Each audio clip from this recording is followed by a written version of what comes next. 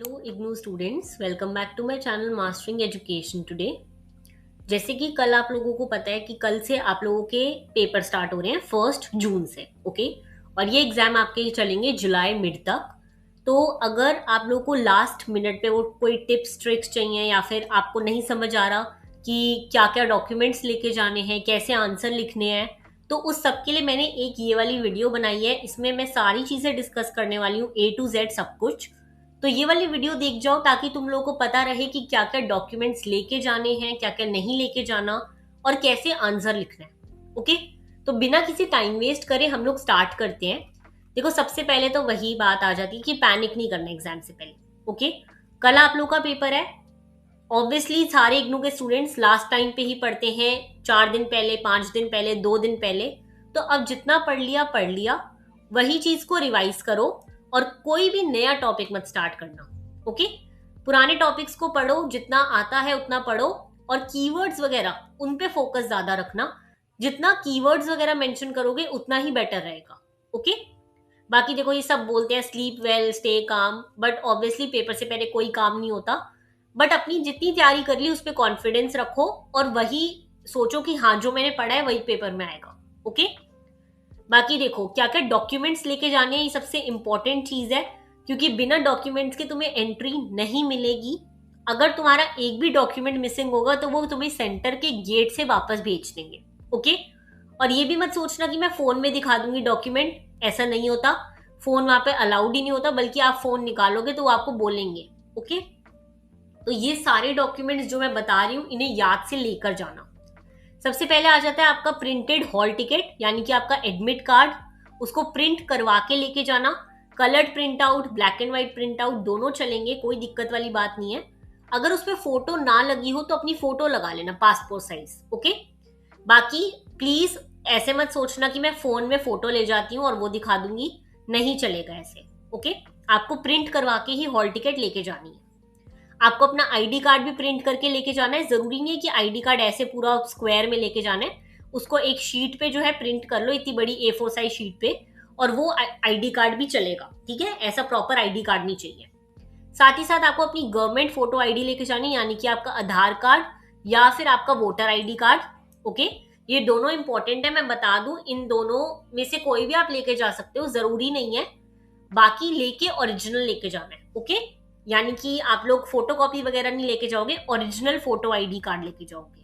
Okay, साथ ही साथ ये आपको पता ही होगा कि पेन वगैरह खुद के लेके जाने होते हैं, और एक पासपोर्ट साइज फोटो भी लेके चले जाना फॉर सेफ्टी पर्पस। ओके, तो ये 4 डॉक्यूमेंट्स हैं, आपका हॉल टिकट, आपका एडमिट कार्ड, आपकी आईडी कार्ड का प्रिंट आउट, आपका आधार कार्ड या फिर आपका वोटर आईडी कार्ड ओरिजिनल। साथ ही साथ 2 आपके जो भी blue black ball point pen आपको लेके जाने हैं, क्योंकि पेन वगैरह वो प्रोवाइड नहीं करते वहां पे। मत समझना कि आप लोग यूपीएससी का पेपर देने जा रहे हो तो वो सब कुछ आपको प्रोवाइड करेंगे, ऐसा कुछ नहीं होगा। आपको सब कुछ अपना लेके जाना है। ओके, साथ ही साथ अगर हम टाइमिंग की बात करें तो प्लीज पहले ही अपना सेंटर का मैप पे डाल के देख लो कि कितना दूर है सेंटर। जितना भी दूर हो उससे एटलीस्ट 1 घंटा पहले निकलना, क्योंकि 45 मिनट्स पहले तो आपको सेंटर पे पहुंच जाना चाहिए। ये मत समझना कि 5 मिनट दूर है तो 5 मिनट में ही पहले पहुंचूंगा, 10 बजे पेपर स्टार्ट हो रहा है तो 9:55 पे पहुंचेंगे, नहीं। 15 मिनट पहले वो आपको सेंटर में अंदर रूम्स में बैठने के लिए बोल देते हैं। ओके, साथ ही साथ जब आप सेंटर पे पहुंचोगे तो सेंटर के बाहर लिस्ट लगी होती है काफी सारी। ओके, उसमें कोर्स लिखा होता है, एनरोलमेंट नंबर लिखे होते हैं, साथ में रूम नंबर्स लिखे होते हैं। तो आपको वो रूम नंबर्स में खुद जाना पड़ता है, खुद ढूंढने पड़ते हैं वो रूम नंबर। तो इसलिए बहुत इंपॉर्टेंट है कि आप लोग टाइम से होपफुली ये चीज आपको समझ आ गई होगी कि आपको 45 मिनट्स पहले पहुंचना ही पहुंचना है, बहुत जरूरी है। अगर आप लेट जाओगे या फिर लेट पहुंचोगे तो आपके पेपर में से टाइम कट होगा, वो आपको एंट्री दे देंगे। कोई कोई सेंटर पे एंट्री दे देते हैं, लेकिन अगर आप आधा घंटा लेट पहुंचे तो आपको 3 घंटे के पेपर के लिए 2.5 घंटे ही मिलेंगे। तो इस चीज का ध्यान रखना कि आप लोग टाइम से पहुंचो, वरना आपके ही एग्जाम में दिक्कत आएगी।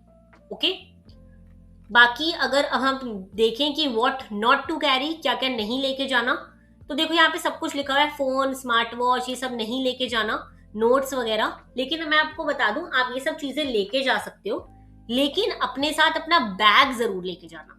ओके, क्या लेके जाना है? बैग।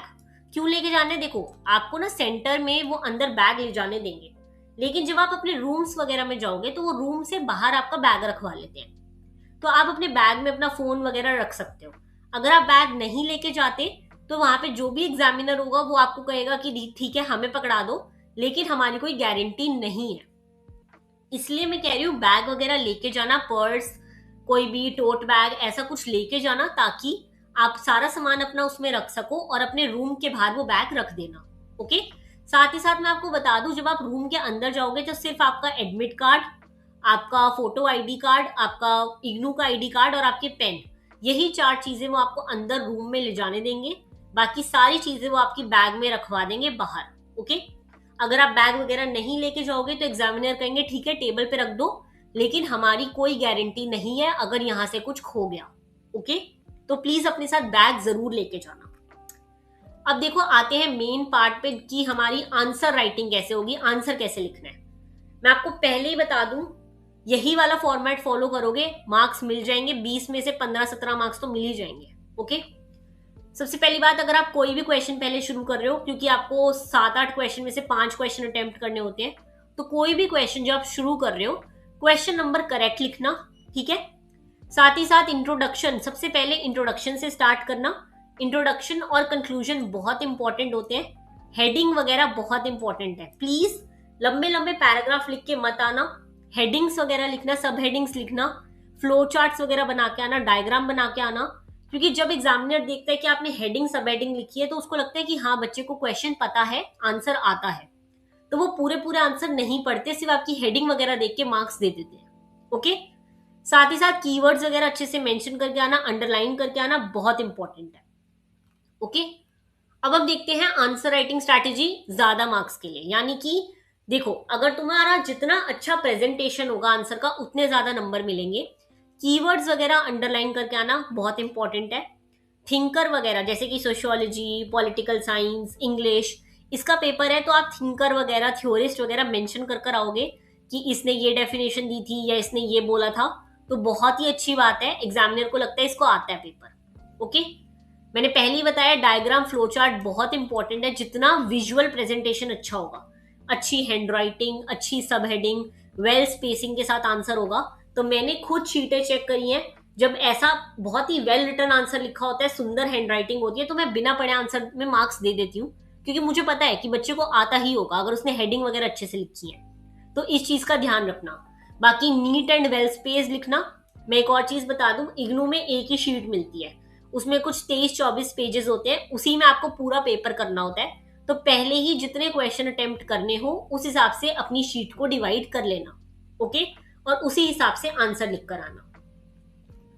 साथ ही साथ 3 घंटे की स्ट्रैटेजी है, मैं आपको बता दूं, ये 3 घंटे की स्ट्रैटेजी अपने हिसाब से फॉलो करना। 3 घंटे का पेपर होगा तो 3 घंटे, 2 घंटे का पेपर होगा तो 2 घंटे। 20 नंबर के आंसर में कम से कम 30 से 35 मिनट्स लगते हैं, तो उस हिसाब से ही पेपर करना। ओके। उस हिसाब से अपना टाइम डिवाइड करना। रिवीजन का टाइम मिले तो ठीक है, वरना कोई दिक्कत नहीं है। रिवीजन का नहीं भी टाइम मिलता तो इट्स ओके, क्योंकि आप इतने लंबे लंबे आंसर लिख रहे हो तो उसमें रिवीजन का टाइम नहीं मिलता। लेकिन प्लीज अपने आंसर्स का टाइम मैनेज करके चलना। अगर आंसर तुम्हें पता है कि तुम्हें बहुत अच्छे से आता है, तुम्हें इस क्वेश्चन में सब कुछ आता है, तो उसको 45 मिनट्स भी दे देना, कोई दिक्कत नहीं है। लेकिन जो क्वेश्चन तुम्हें नहीं आता उसको 15-20 मिनट से ज्यादा मत देना, क्योंकि फिर तुम्हारा टाइम वेस्ट होगा। ओके। अब देखो कॉमन मिस्टेक जो मैंने काफी सारे पेपर्स में ऑलरेडी देखी हुई है, बच्चे गलत क्वेश्चन नंबर लिख देते हैं। सबसे पहले तो अगर गलत क्वेश्चन नंबर लिखोगे तो आंसर ऑब्वियसली 20 के 20 नंबर कट हो जाएंगे। ओके। हेडिंग वगैरह नहीं रखते, सिर्फ पैराग्राफ लिखे आते हैं, नंबर ऐसे लंबे लंबे पैराग्राफ लिख दोगे नहीं मिलेंगे नंबर। ठीक है। हैंडराइटिंग इतनी गंदी होती है कि पढ़ा ही नहीं जाता कि बच्चे ने लिखा क्या है। ओके। साथ ही साथ कोई भी क्वेश्चन अनअटेम्प्टेड मत छोड़ के आना। अगर 20 नंबर का क्वेश्चन है और तुम 20 नंबर का क्वेश्चन क्लियर छोड़ आते हो तो उसमें से देखो 0 मार्क्स मिलेंगे। बट अगर तुम उस क्वेश्चन में कुछ ना कुछ लिख कर आते हो तो तुम्हें 20 में से एटलीस्ट 3-4 नंबर तो एग्जामिनर दे ही देगा। तो इस चीज का भी ध्यान रखना। ओके। बाकी फ्रंट शीट, जो तुम्हारे क्वेश्चन आंसर शीट की फ्रंट शीट होती है, उसको ढंग से फिल करके आना। मैंने ऑलरेडी एक वीडियो डाल के समझाया है कि कैसे फिल करनी है, तो उसको देख कर जाना। ओके। बाकी मैंने पहले भी बताया था, लेट पहुंचोगे तो तुम्हारा ही नुकसान है, तुम्हारे पेपर में से टाइम कट कर दिया जाएगा। ओके।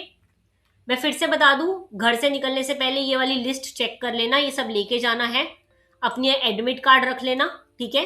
अपना आईडी कार्ड रख लेना, अपना आधार कार्ड रख लेना ओरिजिनल, साथ ही साथ अपने पेन वगैरह, वाटर बॉटल और नॉन स्मार्ट वॉच यानी कि आपकी एनालॉग वॉच, क्योंकि वहां पे क्लॉक वगैरह नहीं लगी होती सेंटर पे, तो बार बार टाइम पूछते रह जाओगे, इसलिए वॉच बहुत जरूरी होती है। ओके, बाकी देखो अगर इसके अलावा तुम्हें कोई भी और डाउट्स हैं तो तुम नीचे कमेंट करके मेरे से पूछ सकते हो। मैंने जितना अपनी तरफ से समझाना था सब समझा दिया है। बाकी all the very best for your exams, अच्छे से जाएंगे, ज्यादा पैनिक मत करना, जो भी पढ़ के जा रहे हो उस पर कॉन्फिडेंस रखना। ओके, मिलते हैं नेक्स्ट वीडियो में। Thank you so much and all the very best for your exams.